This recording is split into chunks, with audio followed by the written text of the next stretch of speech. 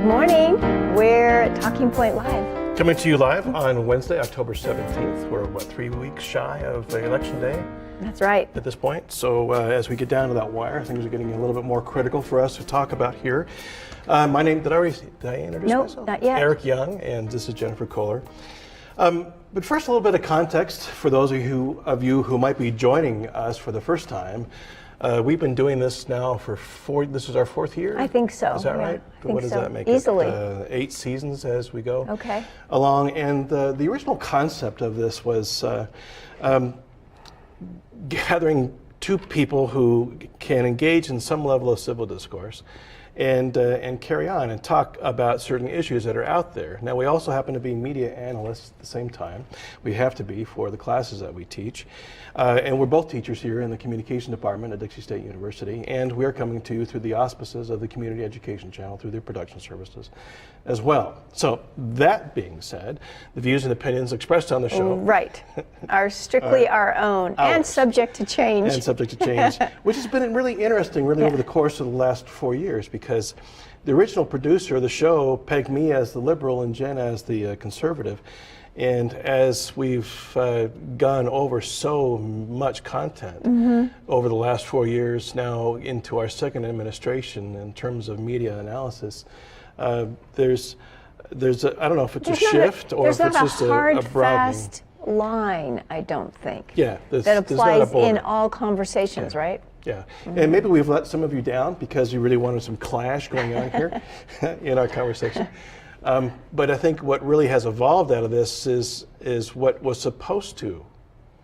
The idea that you can disagree on some fundamental things with one another or some fundamental perspectives, worldviews, right? Yeah.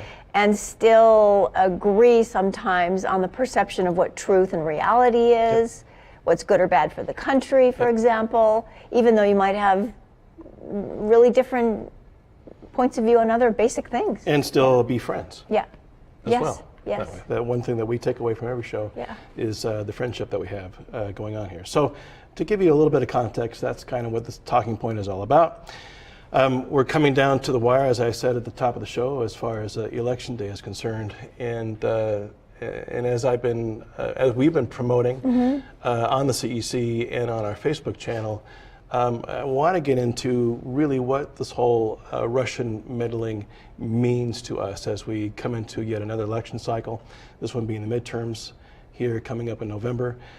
It's been my experience that not a lot of people really understand what that meddling means. Yeah, and I had kind of an abrupt event, just talking to one of our colleagues on campus walking by, and I said something about recent information on Russian meddling in the elections, and he instantly retorted back, "There are no proofs of collusion."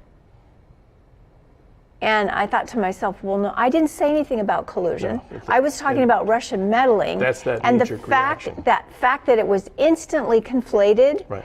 those are two separate issues. Absolutely. And I really am nervous now, and you'll see also as we talk about this later, it seems to be a very tricky conversation to have with a rational, objective point of view, and that's scary. Well, and we have to be rational here.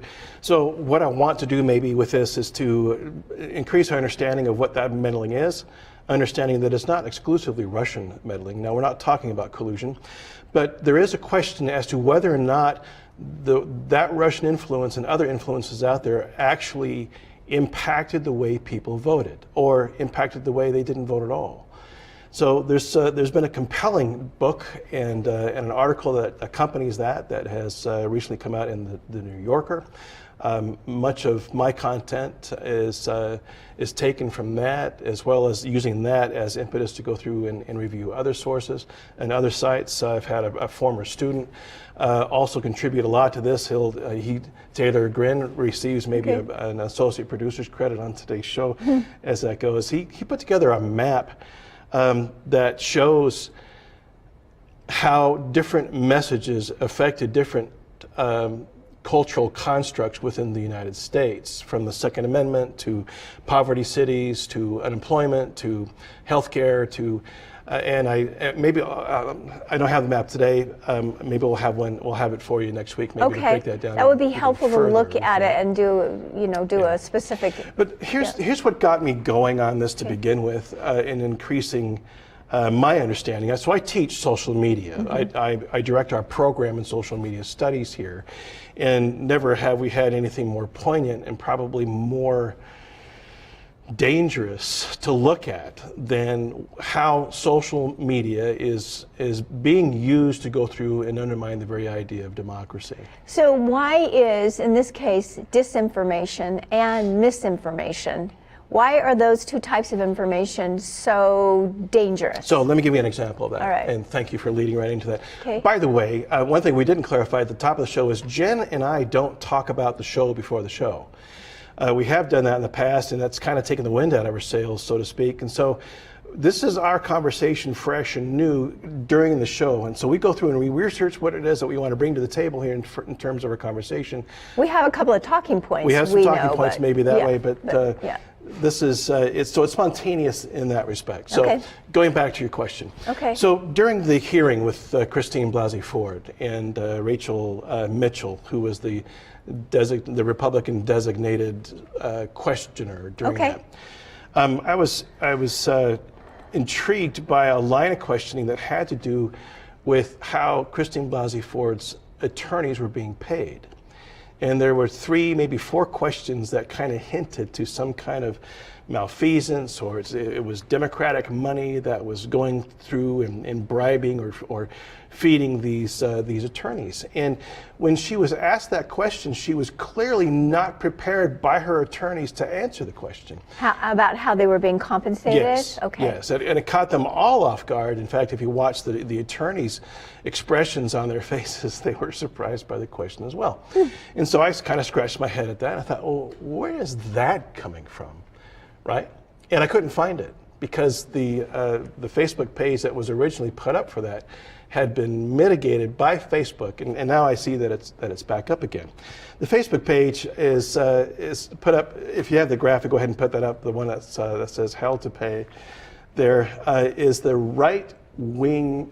All my monitors are backwards. Right wing news is the name of this Facebook page that's put up by a gentleman who does hundreds of these Facebook pages to go out and put this kind of misinformation out there. In this particular page, this is a screenshot from its last iteration, and we can go ahead and come back to that. It put out that it has been uncovered that Christine Blasey Ford's attorneys were being bribed, if not paid by the Democrats on the committee, if not them, then by the DNC in general. That's a pretty hefty claim to be making. You would want to have a lot of supporting evidence for that. But no supporting evidence was made for that notion to go right up the chain and right out the mouth of Mitchell as she poses the questions to Blasey Ford. And that's what I'm saying.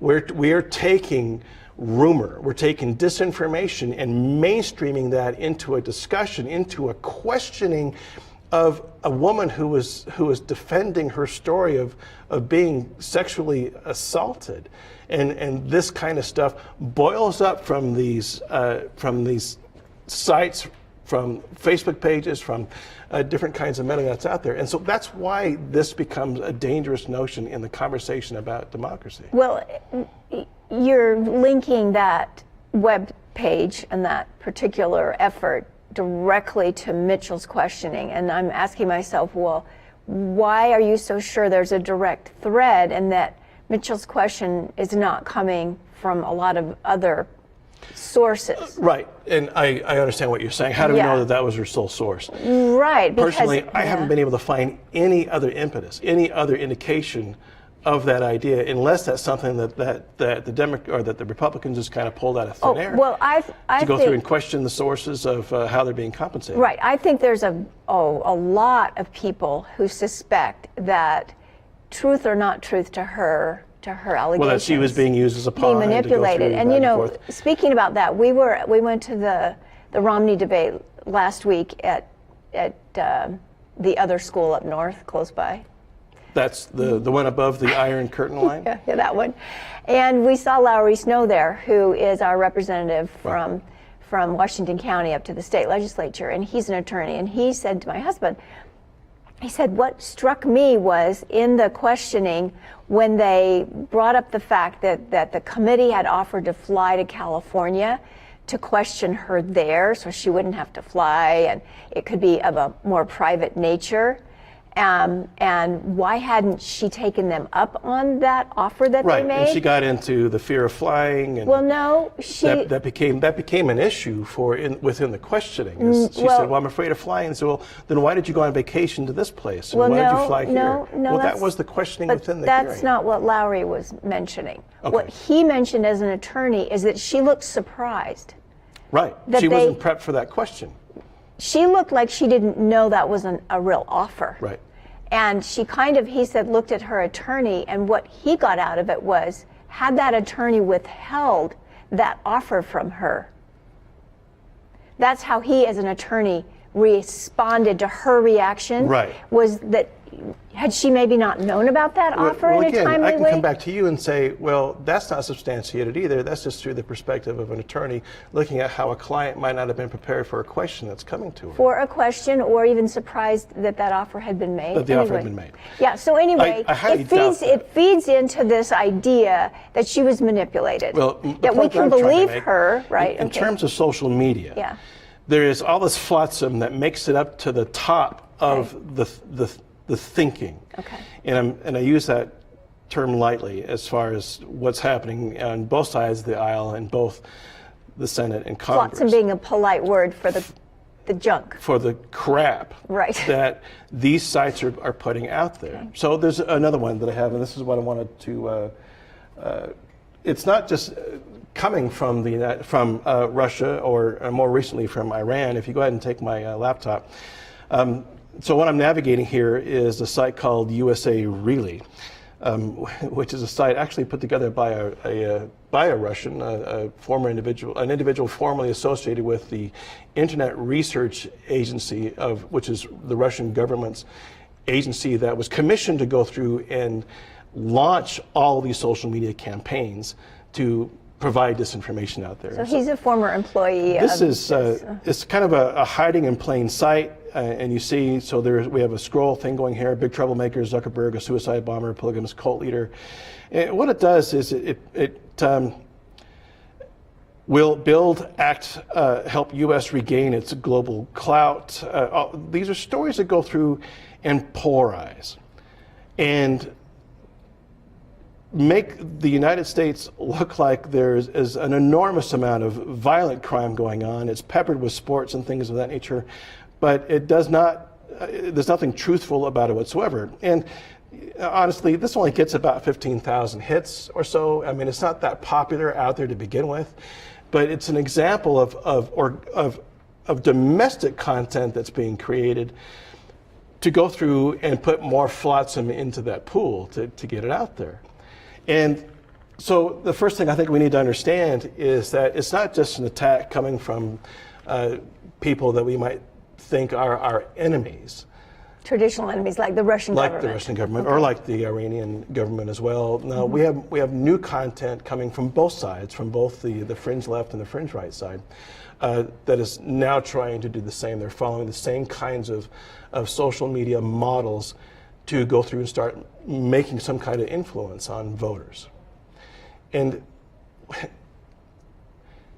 the influence boils down really to the numbers.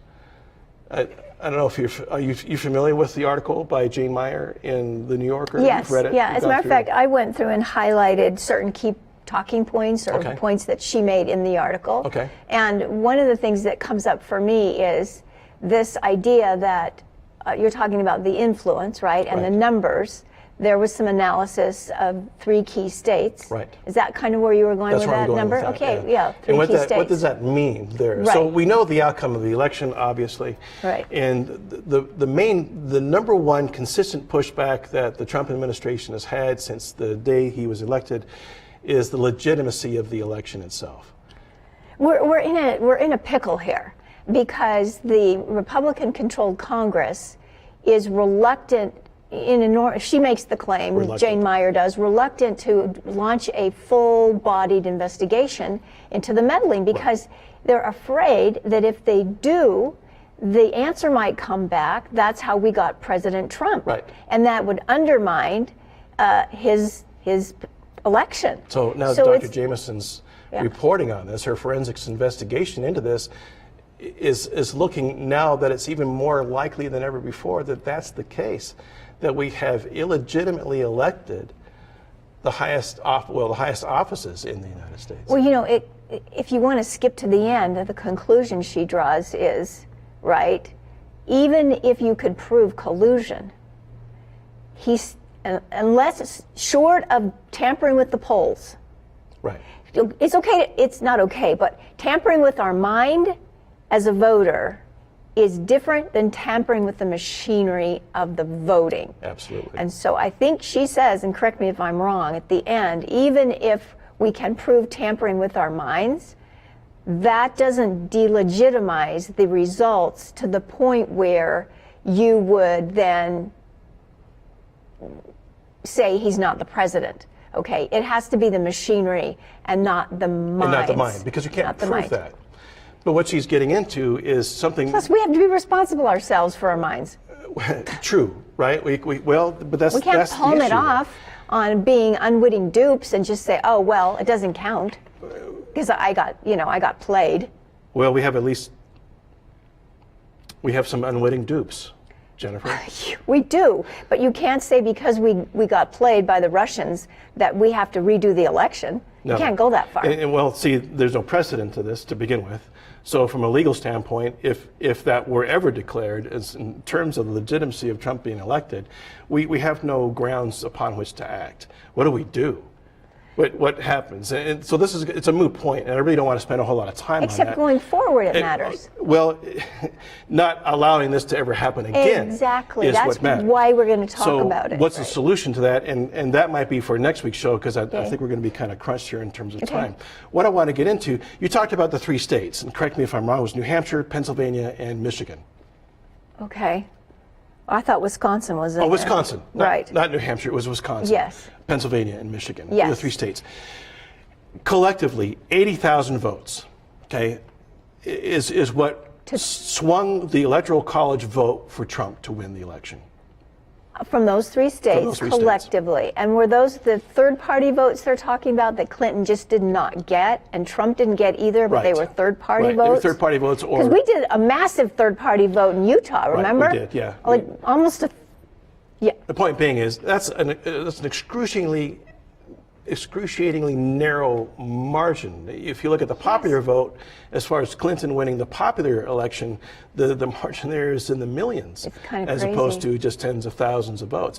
Tens of thousands of votes boils down to something to consider in terms of what kind of influence could have been had on these voters in those states on certain issues. Mm-hmm. Now, Jane Meyer and Dr. Jameson seems pretty quick to go through and say it's pretty tough to go through and persuade anybody, especially on closely held beliefs like political beliefs or religious beliefs this way.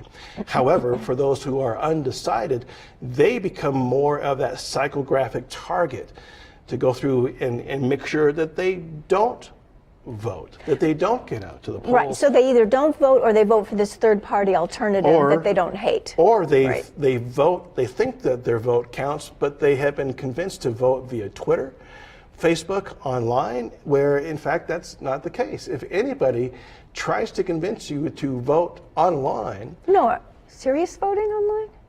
Yeah, the article gets into, I can't remember how many tens of thousands of votes, how many people were affected by a Russian scam that targeted black voters in the South, indicating you don't need to leave your home. All you need to do is tweet your vote or vote on Facebook. And there were these illegitimate sites that were put up, and so they never got out and voted. They thought they were voting online and making some kind of difference that way. I keep coming back to the same conclusion. We got what we deserve. This is powerful, influencing material, though. Let's take a look at some of that, if we could. I have a number of examples here that I want to go through and then talk about maybe some of the metrics of that. The first one being, this was for folks who are declared patriots, and how this works. Come back to me if you would real quick and let me explain this. So any kind of social media channel knows what it is that you like, at the very least. While they might not know what you're thinking, they're pretty good at maybe extrapolating some concepts out of that. So each of these I'm going to bring up as a specific category. So if you happen to be a patriot, or if you happen to like Texas, or if you happen to enjoy your guns, well, these are the kinds of messages that were targeted to you specifically via your Twitter account, your Instagram, or your Facebook. So if we can go back to that one. So this one being don't mess with Texas Border Patrol, always guided by God. I got this one, interestingly enough. I thought it was kind of interesting. That's because you're a Bible reader. See, yeah.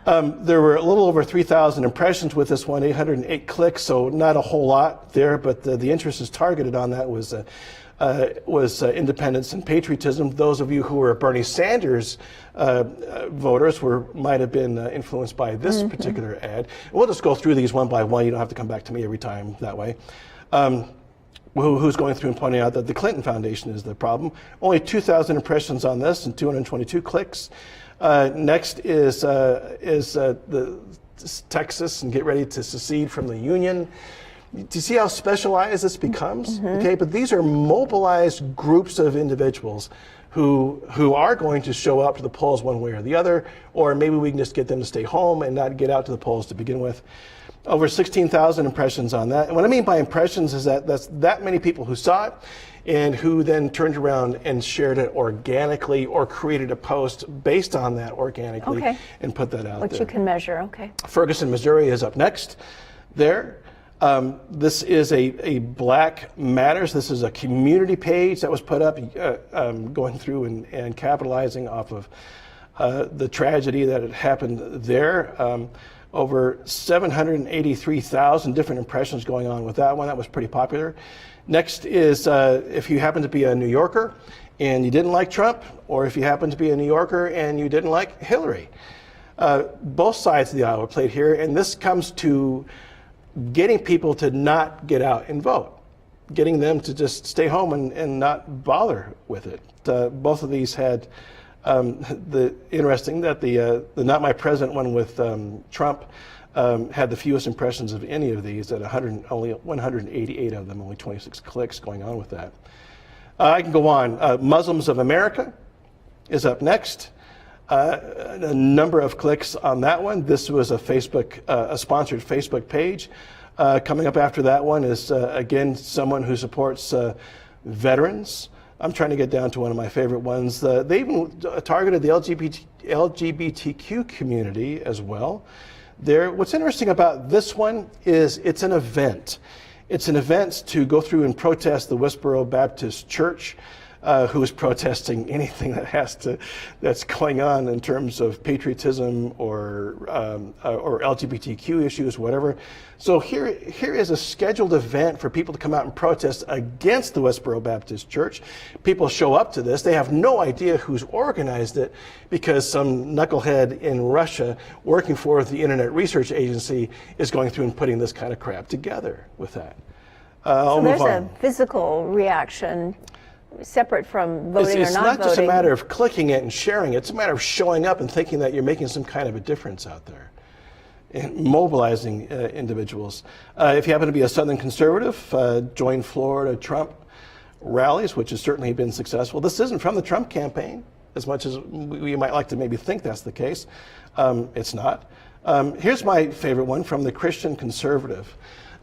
There's one that was done with Hillary actually representing Satan, having horns coming out of her head and fire burning in the background. But here instead we have Satan. Had horns.